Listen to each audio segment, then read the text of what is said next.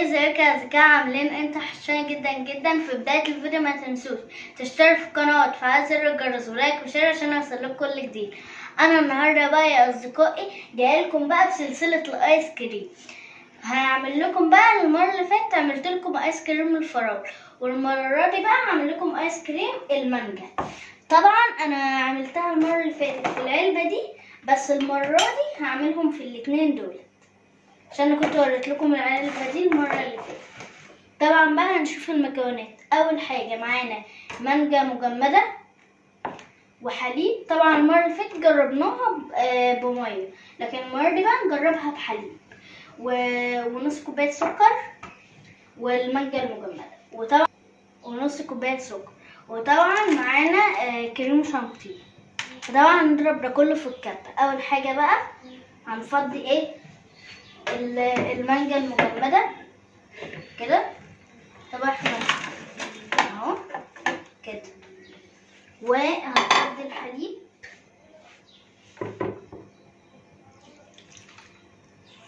وهنفضي السكر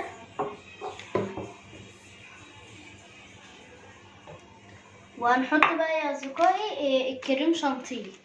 هنفتحه بقى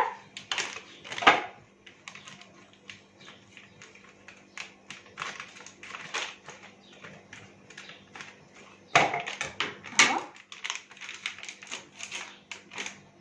فتحنا بقى يا اصدقائي، هنفضيه بقى. شكله عامل زي الدقيق ليه يا اصدقائي، واصحابي الكسلانين بقى يقوموا يعملوه. عشان في ناس انتوا ما بتكتبلوش في التعليقات، يبقى انتوا كسلانين وما بتقدروش تعملوه، صح؟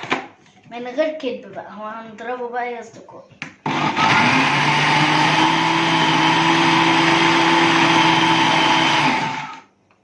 بقى يا اصدقائي جربوه عشان عارفه انتم، وبصوا عايزاكم بقى يا اصدقائي تجربوه عشان طعمه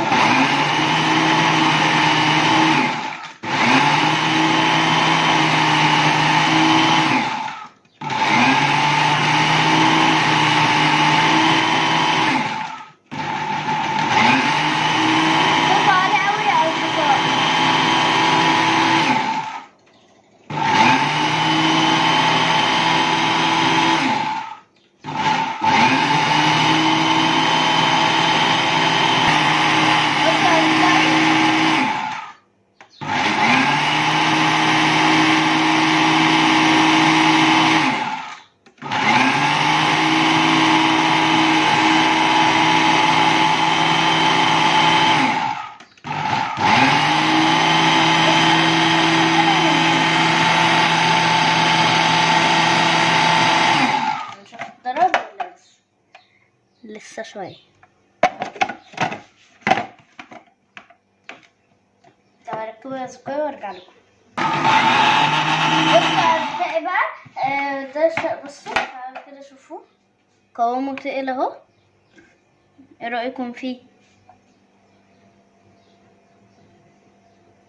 طبعا بقى يا اصدقائي ماما تساعدني اللي انا افضيه وهرجع لكم. وطبعا بقى يا اصدقائي احنا عبيناهم اهمت، وده شكلها بقى في العلب بتاعه الايس كريم. اول حاجه بقى هنحط، بصوا هنقفلهم. وطبعا بقى يا اصدقائي حاجه سريعه وجميله قوي في البيت، مطقمين مع بعض وحاجه طبيعيه يا اصدقائي. تمام، بصوا ايه رايكم في شكلهم حلو صح؟ بصوا بقى مطقمين مع بعض، يعني ده اورنج وده جرين. بصوا ايه رايكم بقى فيهم؟ يا رب يكون عجبكم.